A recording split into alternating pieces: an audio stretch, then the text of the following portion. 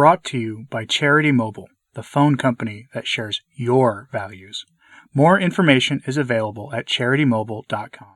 Francis had a rather strange and unsettling comment he made to a journalist in an interview in the flagship Jesuit outlet just a few days ago, and it received virtually no attention. He likes to do these things during holy days and during the most solemn times of the year when we're not paying as much attention. And it helps frame the latest turn in the battle over the Synod on synodality in ways that nothing else really quite can. Francis almost gets prophetic in this statement, which, given that he is participating in the deconstruction and reconstruction of the church, should have the attention of everyone observing this turn of events. So today I have his statement for you, which will help frame the latest in the German Synod. The Germans have responded to that letter written during Holy Week that was signed by over 70 of the better and otherwise well-meaning bishops in the church, and the response reveals probably more than they ever intended for it to reveal. So let's get into the story, because the implications of Francis's statement and the German response are rather big. To say that Francis made a disturbing comment to reporters is really nothing that special, to be honest with you. If Francis is the master of anything, he is the master of unsettling the faithful with bizarre statements, and he made another bizarre statement ahead of Holy Week that, again, few seem to even know he made. In the early 1960s, then Father Ratzinger made a famous statement warning that the church was going to shrink in membership, lose its elevated status in the eyes of the world, become poor, and essentially go underground. Francis reiterates that statement, but seems to celebrate it, which is profoundly strange and unsettling. I'm bringing you this ahead of a recap of the bizarre turn the Synod took recently, because this statement looms large over the Synod. Here's the question his interviewer was asked in Civiltà Cattolica, the foremost Italian Jesuit publication in the church today. It's the foremost of all Jesuit publications. And it's followed by Francis's answer. Quote, "Holy Father, the reality of the church today is changing. It is becoming smaller and smaller in a secular materialist Europe.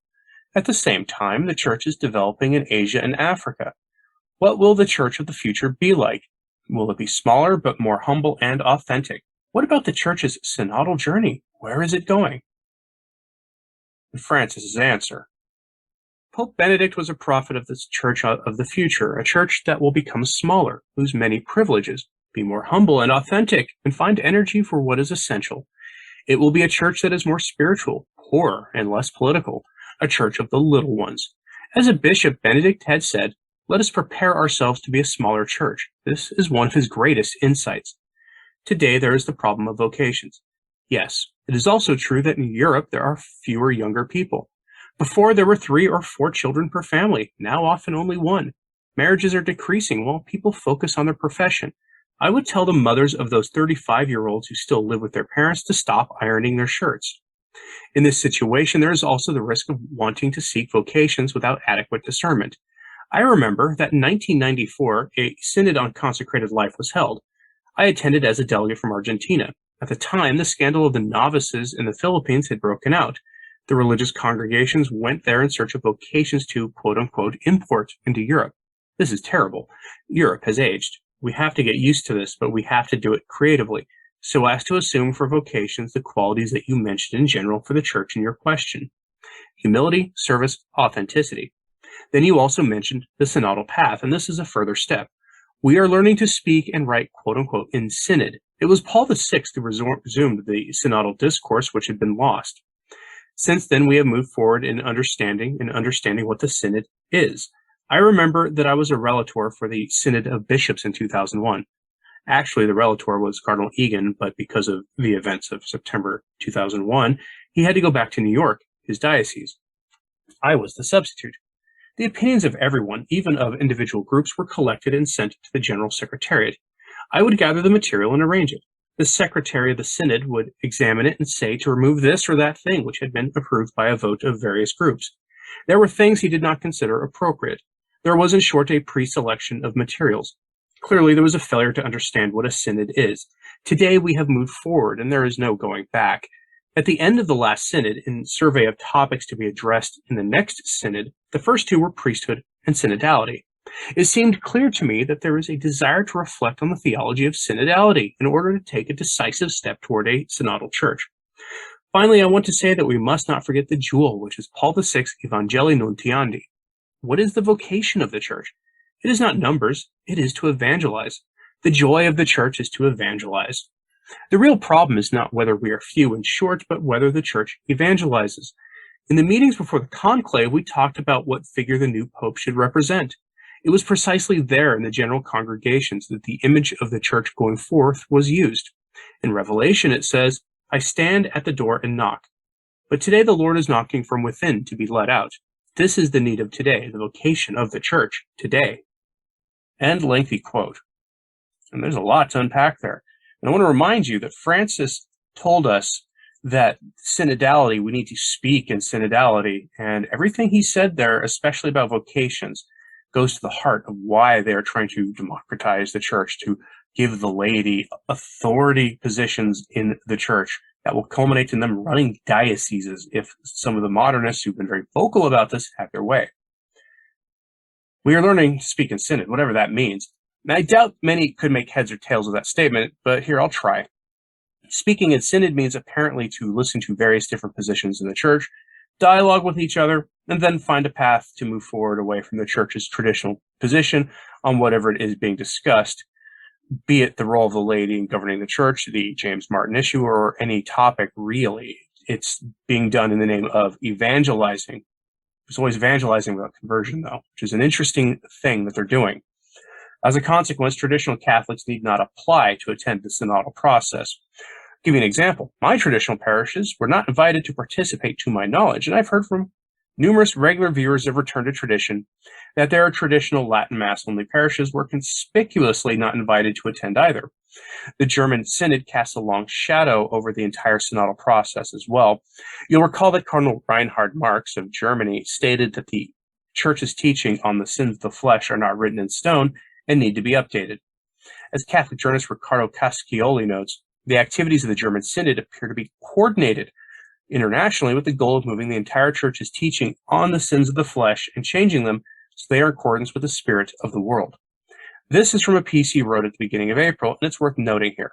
Quote, "The exit of Cardinal Marx does not have to simply be with the vindication of the German Church, and not only because Marx is a member of the restricted Council of Cardinals which assists Pope Francis in governing the Church. Indeed, this alone should suggest that his public position on the James Martin topic has universal relevance. But that's not enough.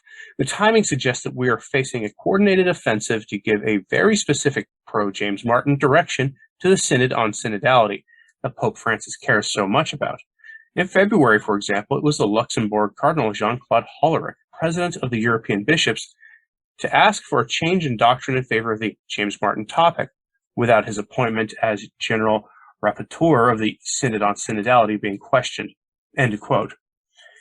Various high-ranking prelates took positions openly defying church teaching that goes back to the time of our Lord and faced zero repercussions for it.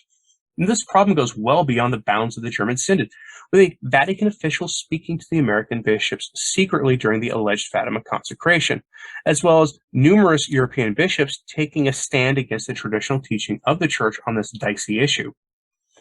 And that brings us to this. The German bishops have responded to their critics from among the various better bishops. A couple of weeks ago, around 70 bishops and cardinals signed an open letter to the German bishops, begging them to hold fast to the faith and not go into schism. Their response is that there is no danger of schism. That's frankly incredible and completely wrong-headed. From the National Catholic Registry, the headline, "German Bishops President Responds to Letter Warning of Schism Risk in Synodal Path." The German bishops claim that their efforts to change the Church's teaching on the morality of the flesh is due to the Ted McCarrick problem of the Church, which seems to be a subtle way of admitting that most of the Ted McCarrick type priests that are in the Church have, shall we say, a lot in common with Pastor Jimmy Martin of the Jesuit Church, and that is a massive admission that few seem to be noticing. From the article, quote, "Bishop George Botzing of Limburg, president of the German Bishops' Conference, responded Thursday to a letter warning the country's synodal path could lead to schism by defending the process as a response to abuses in the Church. The synodal path is our attempt in Germany to confront the systemic causes of the Ted McCarrick problems and its cover-up that have caused untold suffering to so many people and through the church. Bishop Botzing wrote April 14th to Archbishop Samuel Aquila of Denver. The German bishop's letter was published April 16th at the German Bishops' Conference website. More than 80 bishops from around the world signed an April 11th open letter sent by Archbishop Aquila that warned sweeping changes to church teaching advocated by the synodal path may lead to schism. The synodal path is a process that brings together German lay people and Catholic bishops to discuss four major topics: how power is exercised in the church, the morality of the flesh, the priesthood, and the role of women. When the German bishops launched the process, they initially said that the deliberations would be, quote, binding on the German church, prompting a Vatican intervention that rejected such claims. The Synodal Assembly has voted in favor of documents calling for the priestly ordination of women, James Martin blessings, and to change teaching on James Martin activities. Bishop Botzing wrote in his response to Archbishop Aquila's concerns that abuses in the church had hampered her witness, and that the synodal path is therefore also our attempt to make a credible proclamation of the good news possible again. This occasion and context is particularly important to us, but unfortunately it is not mentioned at all in your letter, he charged. End quote. That's Bishop Botzing's way of saying that the bishops who wrote their intervention don't care enough about the Ted McCarrick problem to do anything about it. And in a way, he's right, at least for one reason. There has not been a forceful admission by a mainline better bishop that there is a direct link between the Ted McCarricks of the church and the Father James Martins of the church, if you catch my meaning. That those issues are inseparably linked, and until the men unfit to be priests are expelled, even if they have not caused overt harm, this issue cannot be dealt with. Of course, that's not what the German bishops want to do at all. They want to make those issues accepted in the church at a time when the broader society is just starting to realize that the McCarricks and Martins of the world are actually linked together. The bishops that are, who signed that letter need to snap out of it and stop being so moderate in their tone and take a much harder line stance on these topics. But again, that's unlikely to happen for very obvious reasons. One bishop who was at the secret meeting of bishops in Chicago has come forward as one of the signers of the intervention aimed at the German Synod, which is itself remarkable. His reasoning for signing it is the fear of embracing relativism. This is incredibly bizarre given his statement and what went on in that secret meeting of the bishops during the consecration. The National Catholic Reporter covered this story with the aim of getting people to still support the Synod in its aims of remaking the church into the image of the world. From that article, quote, one name on the list of signatories jumped out at me, Bishop Michael Vorfel of Great Falls, Billings, Montana, who was at the meeting of bishops and theologians in Chicago last month, and whom I always think of as a pastor first and foremost, without any special ideological baggage. I wrote to Warfel and asked why he signed it. As I've read about the synodal path and fundamental document produced from it, concerns surfaced, he replied in an email. From what I have read, there is an indication of a desire to change church discipline and doctrine. While there are ample disciplines that may be adjusted, e.g. mandatory celibacy, doctrine is a different matter, especially when the delegates of the synodal path indicate irreformable doctrine. Warfel said he was worried about the German process sowing confusion. There is one statement in particular that caught my attention and caused a bit of heartache.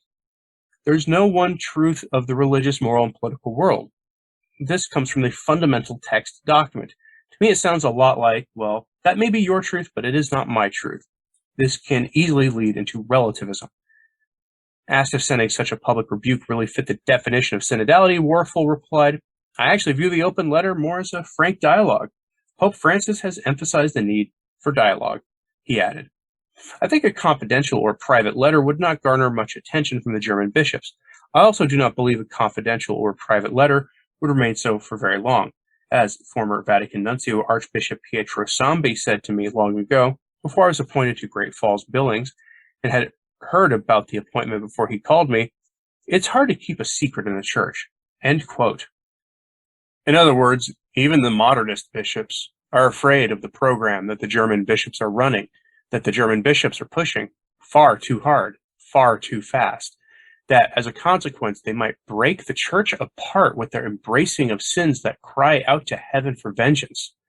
One of the questions I have that I just haven't seen anyone else asking about all this is this. Given how focused they are on those sins of a Father James Martin nature, will say, typically only those so concerned with those sins to the level that they are that concerned with them actually are engaged in those sins themselves. Typically, most people don't spend their time thinking about that kind of thing. And so the question has to be asked, are these bishops keeping their vows to live in accordance with their state in life? Someone needs to ask them to their faces, and I don't have the ability to do that. But their focus on this is beyond strange and needs to be examined further. So with that, I'm going to close and ask this rather basic question.